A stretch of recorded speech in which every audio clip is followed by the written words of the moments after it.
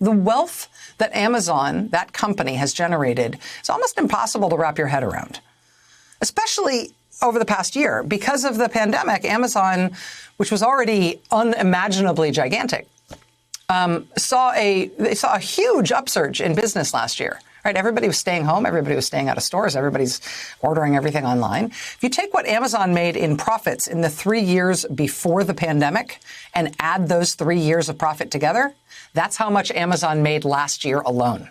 They made 3 years of profit in 1 year last year. And so, yeah, Jeff Bezos is making himself into a spaceman, and his ex-wife is giving away billions of dollars a year and still only getting richer as she does it. But of course, the way that company is able to generate all of that concentrated wealth is that they have a huge, massive army of workers who handle all those packages. They're the ones that make Amazon all the money. And along with the company's bottom line, that workforce also ballooned last year. Last year, between July and October, Amazon hired 350,000 new employees. That's more people than live in the entire city of St. Louis, Missouri. They added 350,000 new workers just from July to October. Right now, Amazon is the second largest private employer in the United States. They're on pace to become the largest private employer in the country within the next year or two. This blockbuster in the Times paints a picture about an American workplace where employees have been fired by mistake and then unable to find any real human being in HR to try to fix it, let alone reinstate them. It's a story about a company that suffers from immense, almost unfathomable turnover. The Times found that even before the pandemic, Amazon was losing 3% of its hourly workforce every week, which means 150% turnover a year. Their entire workforce was completely turning over in less than a year. One former Amazon employee telling the New York Times about what it means for a company as big as Amazon to churn through its entire huge workforce once or twice a year. He says, quote, "You need to have 8, 9, 10 million people apply each year." That's about 5% of the entire American workforce.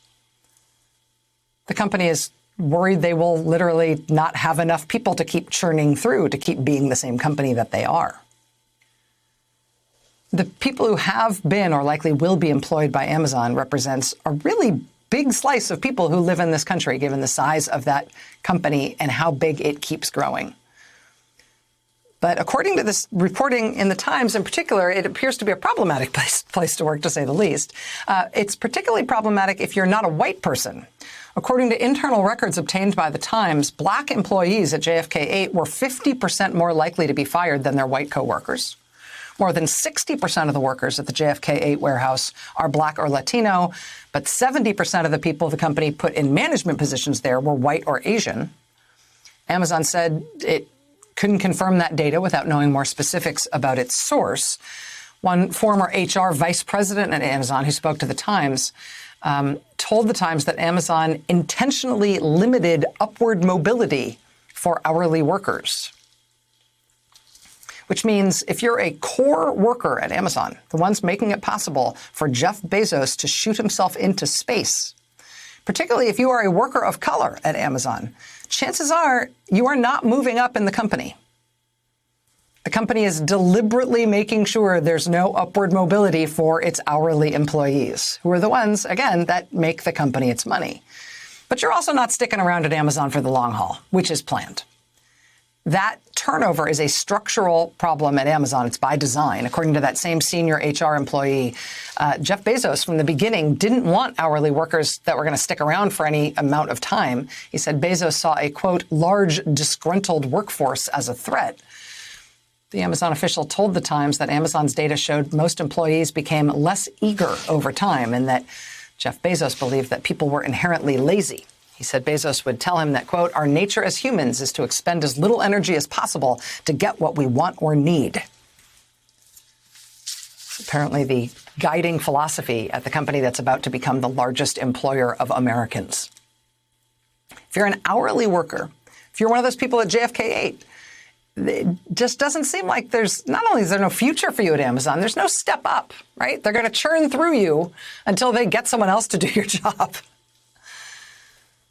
Richest company on the horizon, right?